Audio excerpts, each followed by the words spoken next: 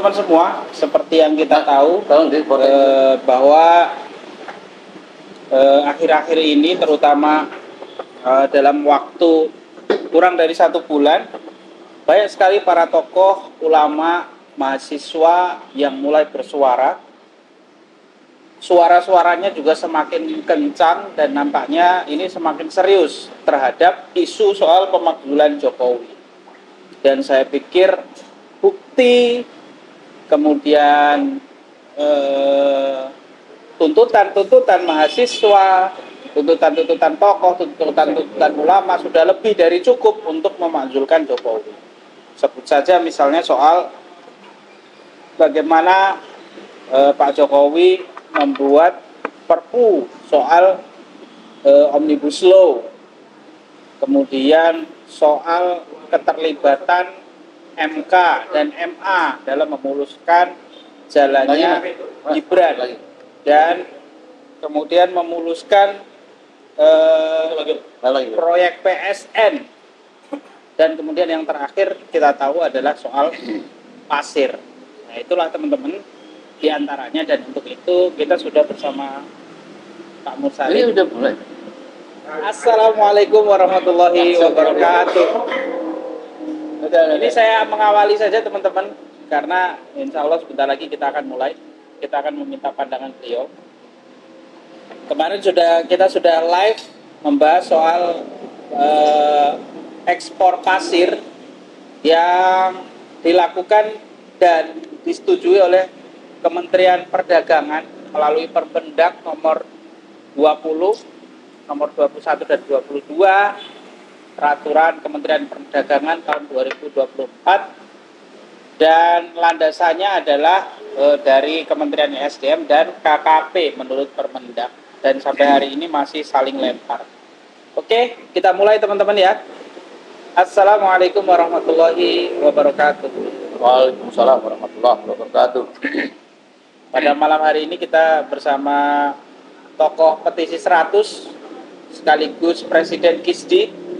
Dia adalah Pak Haji Mursalin. Assalamualaikum Pak. Waalaikumsalam warahmatullahi wabarakatuh. Kita hampir setiap malam live di berbagai tempat karena ini mendesak teman-teman. Karena kurang dari 1 bulan Jokowi akan lengser. Ya. Dan para tokoh, ulama, mahasiswa sudah turun, kita lihat. Kemudian kemarin ada acara Pak Amin juga. Kalaupun lengser sekarang, alhamdulillah, ketika lengser tanggal 20 juga Jokowi harus dipenjara katanya. Nah, menanggapi sikap para tokoh, para ulama ini, dan khususnya para mahasiswa juga, ini seperti apa Pak? Assalamualaikum warahmatullahi wabarakatuh. Waalaikumsalam warahmatullahi wabarakatuh. Pertanyaannya langsung BTL, Bapak tembak langsung. Tapi saya kira memang penting. Karena ini seperti disebutkan tadi, hari-hari menjelang masa lengsernya Jokowi pada tanggal 20 Oktober. Betul. Dan kita tahu keinginan rakyat sudah bertahun-tahun selama ini ingin melengserkan dia karena pelanggarannya begitu banyak dan sangat berat-berat. Ya. Bukan masalah-masalah bisnis kecil, masalah kecurangan, ketipuan-tipuan dan sebagainya, tetapi masalah-masalah yang besar, termasuk membahayakan bangsa dan negara dan negeri kita. Ya. Betul-betul dari sisi misalnya tadi sebut masalah pasir. Ini bukan persoalan yang sepele. Ya. Oleh karenanya kita harus mampu mewujudkan demo-demo, protes-protes ke DPR dan sebagainya untuk melengserkan dia, dan tidak terjadi. Maka dengan cara apa dalam waktu pendek seperti ini? Ya. Yaitu tentunya kita lihat, saya alhamdulillah sangat bersyukur nampaknya ada beberapa para tokoh dan kelompok yang ingin mewujudkan melalui penggugatan hukum. Oke, mantap. Tetapi tidak cukup di situ. Yang akan lebih merasakan gerakan ini kalau akan lebih besar. Seluruh provinsi, seluruh tokoh ya, di daerah-daerah, angkatlah salah satu yang kita semua lihat, pelanggaran-pelanggaran itu diwujudkan dalam bentuk tuntutan hukum dan harus untuk dituntut. Cara menuntutnya tentunya yaitu harus melengsarkan sebelum masa lengser yang resmi. Betul. Karena dengan melengsarkan sebelumnya, maka kita akan bisa menuntut hukuman-hukuman yang tentu banyak yang mengatakan harus dipenjarakan, ya. Walaupun secara emosi katanya digantung di Monas, tapi itu kan namanya suatu sulit diwujudkan dalam bentuk hukum. Tetapi kalau kemudian dipenjarakan atau dihukum seumur hidup, itu ada nomenklaturnya secara hukum. Nah, inilah kalau tadi ditanya bagaimana cara mewujudkan itu, ini harus dilakukan. Tentu caranya banyak sekali. Kita nggak perlu mengajari selama ini banyak sekali hal-hal yang dilanggar kebohongannya, ya, tidak terbukti, dan apabila itu tidak dituntut, maka itu menjadi beban kekuasaan yang akan datang. Pemerintahan berikutnya, ya. Kemudian saya nyambung sedikit tadi sudah singgung masalah pasir. Iya, betul. Ya. Jadi masalah ekspor pasir itu akhirnya Gerindra tidak tahan diri kemudian mengatakan tolong hentikan ekspornya sementara ini ditunda. Artinya apa? Ini urusan nantilah, pemerintahan yang akan datang lah gitu. Nah, yang menarik tentang pelanggaran besar ekspor pasir ini itu dilakukan perundang-undangannya atau peraturannya diwujudkan atau dibuat oleh Menteri Perdagangan. Yes. Menteri Perdagangan Zulkifli Hasan sekarang yang digadang-gadang oleh orang untuk bertanggung jawab terhadap itu. Dan kita lihat nampaknya sebelum perwujudan itu makin membesar, nampaknya Zulkifli Hasan mengutus jubir dari wakilnya mungkin, ya, mengatakan bahwa kami hanya membuat undang-undang itu yang meminta kepada kami katanya Menteri Kelautan dan Perikanan dan yang kedua Menteri SDM. Nah, ini kelihatan mereka sudah saling lempar-lemparan.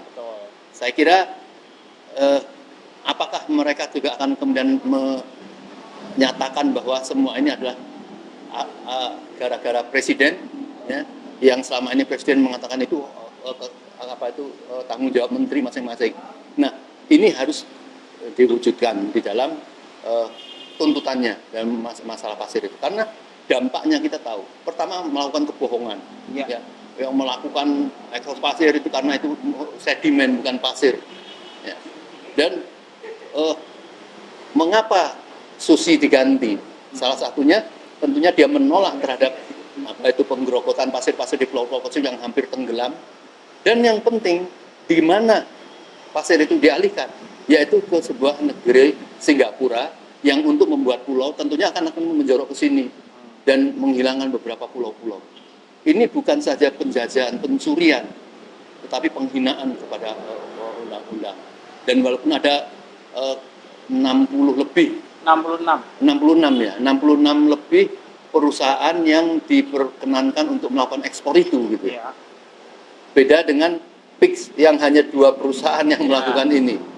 Nah, artinya kalau ini tidak dituntut secara hukum, maka dia akan melenggang dengan aman, dan ini akan berat, ya. Nah, akan menjadi permulaan sambutan masyarakat terhadap presiden yang akan datang kalau dia mengkoreksi, ya, apalagi memenuhi permintaan presiden yang lama agar menteri-menteri yang bermasalah bagi rakyat ini dipasang lagi di dalam kementeriannya. Ini hari-hari yang bagus. Saya yakin Presiden Prabowo yang akan dilantik misalnya itu sudah menunjukkan sikap melalui jubir Gerindra tadi. Yang kedua, saya lihat juga anak buah Pak Presiden, calon presiden, yaitu Ferry Yuliantono, saya kira hadir di dalam bagaimana sikap tokoh-tokoh rakyat, sikap tokoh-tokoh, ya, hukum yang akan mempersoalkan masalah pencaplokan atau penguasaan tanah secara ilegal oleh para oligarki. Nah, di situ saya kira akan menjadi sikap dan akan menjadi suatu beban bagi presiden yang akan datang kalau mendiamkan, apalagi memenuhi permintaan Presiden Jokowi, memenuhi untuk mendudukan menteri-menteri yang dia inginkan. Saya kira mungkin itu. Cukup panjang tapi perlu. Ya, mungkin semuanya menarik tadi ya. Baik soal bagaimana para tokoh sudah mulai bergerak menunjukkan keseriusan untuk memakzulkan Presiden Jokowi, dan saya pikir banyak rakyat juga sepakat soal itu. Karena kalau kita lihat hampir seluruh masyarakat hari-hari ini mendapatkan kesulitan ya, baik soal ekonomi maupun soal pendidikan ya, karena harga terus naik, pajaknya juga semakin naik, maka sudah di detik-detik terakhir, apalagi kalau kita lihat berita-berita terbaru, anak-anaknya Pak Jokowi juga membuat ulah ya, adanya akun Fufu Papa, kemudian terakhir kemarin si Kaisang kunjungan dengan menyatakan pakai kaos anak Pak Mulyono, ini kan semakin menunjukkan jati diri dia sebenarnya.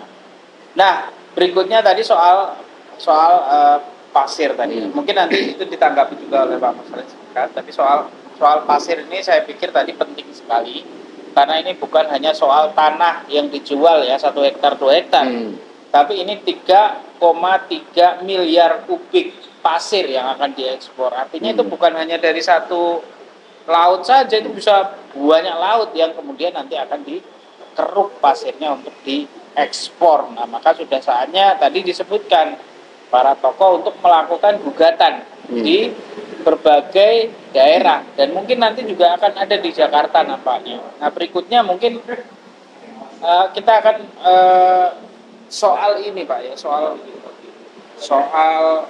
pemakzulan ini. Banyak masyarakat yang mempertanyakan apa bedanya kalau kemudian kita makzulkan sebelum dia lengser dan setelah ini kan tinggal sebentar lagi. Kenapa kita nggak nunggu sampai tanggal 20 Oktober? Dia kan lengser sendiri, nggak perlu dilengserkan sekarang. Nah, nanti itu yang pertama. Terus yang kedua nanti mohon disinggung soal anak-anaknya. Silakan Pak. Ya, jadi sangat penting sekali mewujudkan keinginan dia lengser, yaitu jauh-jauh hari, dan ini dia akan habis masa jabatannya. Kalau tidak dilengserkan, berarti itu mempunyai arti satu, ya, upaya rakyat untuk mengkoreksi dan melengserkan dia tidak berhasil, karena dia akan turun dengan secara biasa. Yang kedua, yaitu tidak akan terkoreksi dan menjadi beban presiden yang akan datang, karena rakyat tetap fokus terhadap kesalahan-kesalahan dia, bukan saja secara kepribadian yang jahat, memecah-mecah secara hubungan masyarakat dalam partai, dalam segala macam itu. Nah, kalau sekarang terkoreksi dan dituntut, artinya presiden melihat bagaimana tuntutan rakyat dan harus mewujudkan di dalam kesalahan-kesalahannya itu. Dan yang ketiga, tidak akan sempat ya, presiden mendatang itu fokus kepada itu, karena dia akan fokus pada pembangunan menjadi program, menjadi visi misi dari presiden itu. Tadi akan lebih terbiaskan kejahatan-kejahatan itu. Maka itu menjadi penting. Nah, ini sudah merata, keinginan ini tidak ada perbedaan di tengah masyarakat. Bahkan kemarin katanya 22 September akan ada gerakan berani mati untuk membela Jokowi. Faktanya 0 besar. Ya. Faktanya 0 besar. Ya. Artinya apa? Itu adalah merupakan kemenangan rakyat. Kemenangan rakyat untuk malu, untuk mewujudkan keinginan-keinginannya itu. Ya. Saya melihatnya seperti itu. Bagaimana ada orang masuk menjadi pasukan berani mati terhadap presiden yang konyol, presiden yang sangat penjajah, presiden yang sangat tidak adil, yang melanggar hukum banyak sekali. Belum kita singgung nanti masalah PSN yang sangat menghina rakyat. Nah, kedua, yaitu tentang anaknya. Ya. Bukan masalah perilaku buruk anaknya orang sudah tahu lah, namanya anak itu tidak jauh dari bagaimana kelakuan orang tuanya. Iya. Tetapi masalahnya dia juga akan dilantik menjadi wakil presiden. Iya. Nah, banyak orang mengatakan setelah dilantik, orang itu harus segera dibatalkan karena kejahatan-kejahatan dan buruknya bagaimana yang terungkap di dalam Mufufafa itu. Iya. Nah, bahkan banyak para tokoh sudah memberikan jalan hukumnya, termasuk misalnya Profesor Rofli Harun tentang bagaimana bisa diwujudkan untuk pembatalan itu semenjak Undang-Undang 90 MK yang sangat konyol itu. Ya. Nah, jadi itu yang jadi masalah, Mas Ari. Oke. Ya, selain juga daripada akun Mufufafa yang diduga Gibran, kan kita lihat juga Kaisang kemarin sempat polemik soal jet pribadi. Kemudian mantunya juga Pak Bobi juga ada polemik soal ekspor nikel ya. Dan itu semuanya itu tadi disebutkan Pak Mursalin menarik menurut saya. Jadi buah jatuh tidak jauh dari pohonnya. Artinya bisa kita lihat lah bahwa ini semua ya bermuara kepada pemimpinnya. Karena kita kan presidensial kita nih. Bukan kementerian, ya presiden yang bertanggung jawab tentang itu semua. Dan sudah benar kalau kemudian kita meminta pertanggungjawaban kepada presiden. Nah, berikutnya mungkin ini Pak, rakyat kan sebenarnya saya pikir sudah banyak yang gemas, sudah banyak yang protes. Terbukti dari kemarin misalnya Hari Tani kemarin, para petani juga memenuhi gedung DPR, demo. Kemudian pas tanggal 22 September ya, tapi 22 Agustus mahasiswa juga demo besar-besaran dan rakyat juga nampaknya sudah mulai melakukan protes-protes. Nah, cuman kan masyarakat atau rakyat ini sekarang ini bingung soal apa yang harus dilakukan gitu loh. Apa yang harus mereka lakukan saat ini untuk melakukan pemakzulan itu, langkah-langkahnya seperti apa? Kan mereka di sisi lain misalnya ya, contoh kasus nih Pak, yang di PIK proyek strategis negara kan kita dengar sendiri dari Pak Saidi itu, yang bergerak itu aparat justru. Jadi rakyat diam. Nah, apa yang kemudian harus dilakukan oleh masyarakat? Ya, yang masih ada waktu dan masuk akal. Bukan merupakan protes kecuali kalau rakyat mempunyai kekuatan, mempunyai kemampuan ya untuk melakukan revolusi secara bersama-sama untuk mengepung istana, kemudian menduduki istana, kemudian ada para tokoh kemudian membuat semacam presidium. Tapi kan tidak mungkin itu. Nah, satu-satunya adalah gugatan secara gugatan secara hukum ini adalah tentu keniscayaan akan terjadi dan akan mungkin karena pemimpin atau para ketua lembaga-lembaga hukum tentunya sekarang ini bisa akan mempunyai keberanian untuk memuluskan ini karena presiden yang sangat ditakuti oleh para mereka itu, presiden yang selalu mencari-cari kesalahan apabila tidak melakukan perintahnya, itu sekarang bisa berani itu, dan bahkan mungkin lembaga-lembaga lain itu juga akan berani. Maka itu harus diwujudkan. Maka tadi saya sebut jangan hanya di Jakarta saja, ya, terutama kota-kota besar. Dalam seminggu ini satu saja kesalahan yang sangat memilukan dan memalukan, misalnya menyebabkan dia seolah-olah dielu-elukan untuk masuk ke Jakarta karena membawa prestasi mobil SMK. Bukan masalah mobil SMK itu jelek atau tidak, tetapi penipuan luar biasa kepada rakyat. Udah ada 6.000 pembeli dan sebagainya. Ini tidak mungkin bisa dibiarkan. Jadi maka harus dituntut secara hukum ya. Tadi menyinggung masalah PSN ya. Ini kesalahan yang sangat besar dan merupakan kekalahan telak rakyat apabila tidak lakukan gugatan. Kita tahu bahwa proyek-proyek PSN itu memang harus digali. Dari mana adanya PSN PIK misalnya, PSN Rempang, PSN Wadas, PSN itu dari mana? Ternyata dari Perpres dari mana? Yaitu dari undang-undang Omnibus Law itu. Betul. Ya. Dan yang terpenting adalah siapa yang mengeluarkan izin itu. Saya kemarin dapat info sepintas dari kumpul para tokoh itu. Bapak Munarman mengatakan bahwa itu asal muasalnya salah satunya adalah dari Menko Perekonomian Erlangga Hartarto. Dia yang mengeluarkan itu. Harus dikejar. Siapa yang memberikan PSN yang tidak clear ini?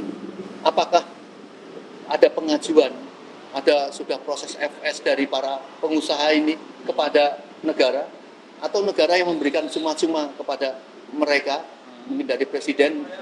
Ini harus dikejar rakyat dalam minggu depan atau bulan ini, menurut dorongan Pak Munarman, kita semua mendatangi Menteri Erlangga. Dari mana ini? Kalau dia tidak bisa menjawab, ya, maka ini adalah bisa dijadikan tuntutan hukum, bukan saja kepada Jokowi, tapi kepada Menteri Erlangga juga. Ya. Dan kemudian tentu rakyat bisa mendatangi kantor-kantor pengusaha yang mendapat hak istimewa itu untuk mengolah itu. Harus dihentikan. Ini betul-betul sangat sangat zalim sekali. Rakyat tidak bisa mempunyai rumah dengan tanah katakanlah hanya 50 meter, 60 meter, ya. Sementara ribuan hektar itu diberikan dengan begitu cuma-cuma, dengan cara yang bahkan menguntungkan mereka, yaitu membebaskan tanah dengan cara yang cara, saya tidak mengatakan ilegal, tapi hukum dibuat-buat, diada-adakan dengan untuk menguasai seperti itu. Nah, ini harus dihentikan, karena menurut Bapak Profesor Hafid kemarin saya dengar tentang tanah Indonesia, sebenarnya hampir 50% lebih atau 54% tanah Indonesia itu memang adalah untuk pertanian. Tetapi kita sekarang ketahui kesulitan bagaimana mencari para petani, mencari petani semua menjadi buruh tani, bukan mengolah taninya dia. Siapa pemiliknya itu menjadi tidak jelas. Ini kalau tidak dihentikan, maka sulit untuk berubah di masa presiden yang akan datang, karena tadi saya katakan banyak sekali yang harus dilakukan. Maka rakyat akan menjadi punya wibawa kalau kita bersama-sama memerdekakan negeri ini dengan mengusir, dengan mengambil tanah-tanah yang dikuasai secara ilegal. Ini menjadi penting sekali untuk proses pemakzulan juga, bagaimana kesalahan yang sangat luar biasa. Ini menjadi tugas kita semua dan menjadi kemuliaan kita semua kalau bisa mewujudkan ini, ya. Rakyat akan merasa bahwa kita ini negara yang sangat luas, punya apa-apa, dan dia juga mempunyai sesuatu yang dia bisa kelola gitu. Sekarang tani buruh, menjadi di kota juga mencari kerjaan susah, di pabrik juga begitu. Jadi tentu akan menghambat perkembangan populasi Indonesia. Mengapa? Karena memang orang sekarang tidak berani. Jangankan tidak berani mempunyai anak lebih dari 2 gitu ya. Mempunyai untuk nikah saja, yang biasanya orang dulu umur 27, umur 35, 40, banyak orang belum nikah. Akibat mungkin kesulitan, tidak punya percaya diri secara ekonomi. Ini harus menjadi perhatian penting sekali. Ya, dan saya pikir tadi lebih menegaskan ya bahwa dalil proyek strategis negara PSN itu bukan hanya ada di PIK 2, dan PIK 2 tadi disebutkan ya ribuan hektar. Kalau menurut datanya Pak Sahadi itu hampir 200.000 hektar 200.000 hektar tanah yang ada di sekitaran Tangerang sampai ke PIK itu, pinggiran-pinggirannya itu mau dikelola oleh 2 orang pengusaha besar yang kemarin sudah disebutkan namanya ya. Dan itu hanya satu PSN. Dan menurut Pak Airlangga ternyata bukan hanya itu saja, Pak. Nanti targetnya ada banyak sekali proyek strategis negara. Dan ini kan berbahaya, Pak. Justru PSN ini supaya rakyat mengerti dari mana asal muasalnya. Memang ada PSN yang kita ketahui, misalnya kayak tol atau perusahaan besi di Jawa Barat itu punya perusahaan BUMN lah ya. Ya, BUMN kita itu memang ada. Tetapi ini adanya PIK ini nih dari mana? Ya, diselipkan di mana? Kemudian seolah-olah menjadi apa itu legal ya. Padahal ini adalah ilegal. Iya. Walaupun dengan mengubah-ubah hukum, mencuri-curi berada di mana letaknya. Rakyat harus tahu kejahatan seperti itu ternyata yang terjadi dengan prosesnya. Ya, kalau bukan presiden yang busuk, ya, tidak mungkin akan terjadi. Presiden yang mungkin pemahaman saya tentang kebusukan kejahatan dia jauh lebih besar kejahatannya yang diketahui oleh Rocky Gerung, sehingga Rocky Gerung mengatakan ini bajingan bisa dulu. Mungkin karena saking tahunya bagaimana busuk secara pribadi, apalagi secara undang-undang kebijakan yang merugikan rakyat. Ya. Dan seperti kita sudah ketahui ya, secara historis kita kan sudah pernah rakyat menjadi korban di antaranya soal kasus Wadas, yang mana rakyat terusir dari sana. Kemudian Rempang juga begitu. Ya itu kan dalilnya sama, proyek strategis nasional ketika ingin membangun pabrik kaca besar di sana. Dan itu masyarakatlah yang jadi korban. Dan kali ini ada proyek PIK 2, sama itu nanti masyarakat yang akan jadi korban. Kemudian ada di BSD ya, BSD juga. Jadi apa pentingnya itu? Apa sebenarnya proyek sebenarnya BSD itu mana itu namanya? Itu kan termasuk wilayah-wilayah yang diberikan oleh presiden keistimewaannya. Jadi apa kepentingan nasionalnya? Yang ada adalah menggusur masyarakat yang ada di situ.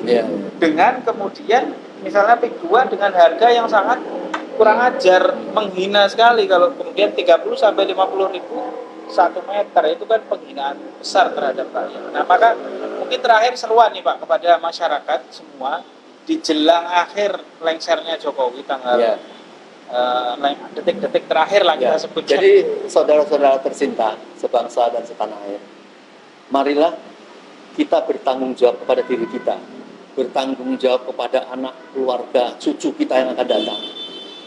Kalau tidak ingin punah bangsa Indonesia ini, saat-saatnya sekaranglah untuk mengkoreksi dan memberi kemudahan pada presiden yang akan datang supaya tidak menghina sekarang. Disebutkan tadi kasus Rempang. Hanya kepentingan untuk membuat pabrik kaca yang bisa hanya cukup 5 hektar, 10 hektar katakanlah itu. Harus membebaskan, harus menguasai tanah sebanyak 177.000 hektar. Dan orang dipindahkan dengan alasan itu bukan mengusir, tapi proyek strategis negara. Nah, alasannya ini yang begitu-begitu mau dilanjutkan. Seorang Bahlil ya, yang katakanlah dia hanya melaksanakan perintah, tapi seorang melaksanakan perintah yang tidak punya hati nurani. Jadi orang-orang seperti ini yang harus dituntut di pengadilan juga.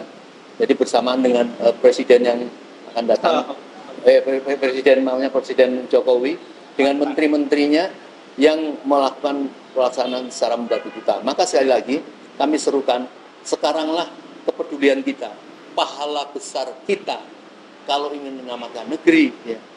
Berdoa memang dianjurkan, tapi berdoa itu hanya wujud untuk mohon pertolongan pada Allah.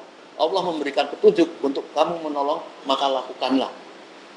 Allah tidak akan mengubah nasib suatu kaum kecuali kaum itu yang akan mengubahnya. Kan begitu. Kita semua hafal seperti itu. Maka kita untuk mewujudkan perubahan itu, maka kita harus peduli. Ya. Kita nggak bisa berdoa, ya Allah, tolong matikan lampu ini. Kita berdoa semua. Tidak ada satu orang yang mematikan saklar, kemudian tidak mungkin bisa. Maka beda pahala antara berdoa kemudian orang yang mengajak secara medsos, secara ceramah, apalagi melakukan perjuangan di lapangan, tentu punya resiko, tapi pahalanya sangat besar bagi kita semua. Maka kita harus menyelamatkan negeri kita ini, ya. Apabila kita akan keadaan lebih baik, bukan lebih baik keadaan umum, tetapi kita pribadi, kita ini orang-orang kaya, di tengah atau di bawah kita berdiri ini, semua adalah tambang-tambang yang luar biasa yang Allah memberikan kepada kita, bukan kepada orang lain yang berada di sana, diambil, dipindahkan ke negeri-negeri yang lain dengan cara yang zalim. Maka sekali lagi, apabila kita ingin mengurangi kerja kita, banting tulang, peras keringat, ya, cuma dapat upah yang tidak seberapa, maka kita jadilah ya menjadi orang-orang yang menyadari atas kekayaan ini dan harus memberikan pelajaran berat kepada presiden yang sangat menjajah dan kejam terhadap rakyat. Saya kira ini satu-satunya jalan, yaitu tinggal waktu sedikit, dukunglah para tokoh-tokoh atau Anda juga sekalian melakukan desakan secara hukum untuk makzulkan Jokowi dan menangkapnya dan diproses hukum. Saya kira mungkin itu. Terima kasih Bang Mursalin atas waktunya dan atas diskusinya pada malam hari ini. Insya Allah mudah-mudahan ini menjadi salah satu informasi sekaligus edukasi kepada masyarakat agar tidak takut melawan kezoliman. Tadi ada satu ayat disebutkan innallaha la yughayyiru ma biqaumin hatta yughayyiru ma bi anfusihim. Sungguhnya Allah tidak akan merubah suatu kaum kecuali kaum itu merubah dirinya sendiri. Terima kasih atas perhatiannya teman-teman yang sudah menonton. Wassalamualaikum warahmatullahi wabarakatuh. Waalaikumsalam warahmatullahi wabarakatuh.